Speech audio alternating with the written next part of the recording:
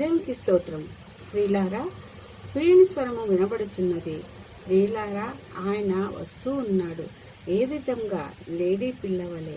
పరమగీతములు 2:8 చెప్పినట్టుగా ఎంతో సంతోషంతో ఆనందంతో గంతులు వేస్తూ ఎవరిని దేనిని పట్టించుకోకుండా సృష్టిలోని అందమంతా ఆనందమంతా నాదేనని అనుకుంటూ ఆస్వాదిస్తూ పరుగులెత్తుతూ ఉన్నది.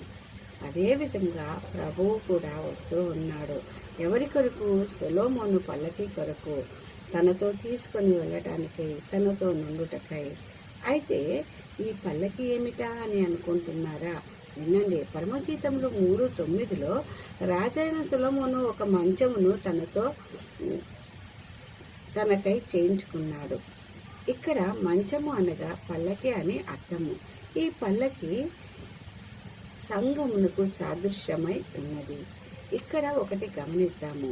ప్రభువు లక్షణంలో ఒక లక్షణము ఏమిటంటే, క్రీస్తుకు పూర్వము దేవుని దృష్టి అంతా 12 గోత్రముల మీద ఉన్నది.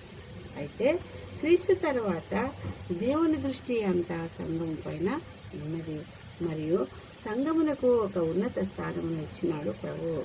అయితే ఇక్కడ సొలొమోను తన కొరకు పల్లకిని చేసుకున్నాడు. అదేవిధంగా దేవుడు తన కొరకు సంఘమును ఏర్పరచుకొన్నాడు.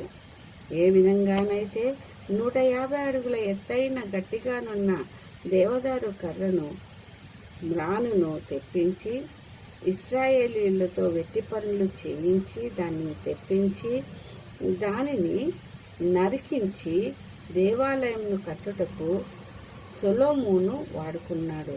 పల్లకిని తయారు చేయుటకు వాడినాడు. అదేవిధంగా దేవదారు మ్రానును ప్రభువుకు సాదృశ్యముగా చెప్తారు. ఎందుకనగా మన ప్రధాన యాజకుడు మిక్కిలి హెచ్చైన వాడు. ఇంకా దేవదారు మ్రాను ఎలా నరకబడ్డదో అదే విధముగా మన ప్రభువు మన కొరకై సిలువలో తన ప్రాణమును అర్పించి సంఘమును ఏర్పాటు చేసుకున్నాడు. కాబట్టి తను ఎంతో ప్రేమించిన సంఘమునకై ఎంతో ప్రేమతో సంతోషముతో ఏ విధంగా లేడి పిల్ల గెంతుతూ పరిగెత్తుతూ ఉన్నదో అదే విధంగా మన ప్రభువు పరిగెత్తుతూ వచ్చి పరమగీతములు 2:9 చెప్పిన విధముగా మన గోడకు వెలిగా అనగా మన హృదయమునకు అవతలి తట్టు నిలిచి కిటికీ కంత గుండా చూచుచున్నాడు. ఎలా? కీర్తన 11:4 చెప్పిన విధముగా యెహోవా నరులను కనులారా చూస్తున్నాడో అదే విధంగా తన కనుదృష్టి చేత మనలను పరిశీలిస్తున్నాడు. అనగా నీతిమంతులను దుష్టులను బలాత్కారమును కలిగి ఉన్న వారిని లోకమంతటిని గమనిస్తూ ఉన్నాడు.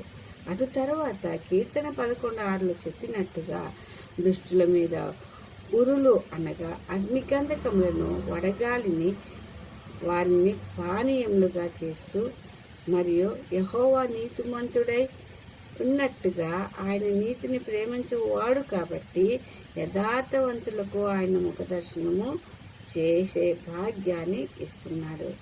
కాబట్టి చివరిగా ప్రియులారా, దావీదు మహారాజు చెప్పిన విధంగా 139 కీర్తన 23-24 ఏమంటున్నాడు? నన్ను పరిశోధించి హృదయంను తెలుసుకొనుము.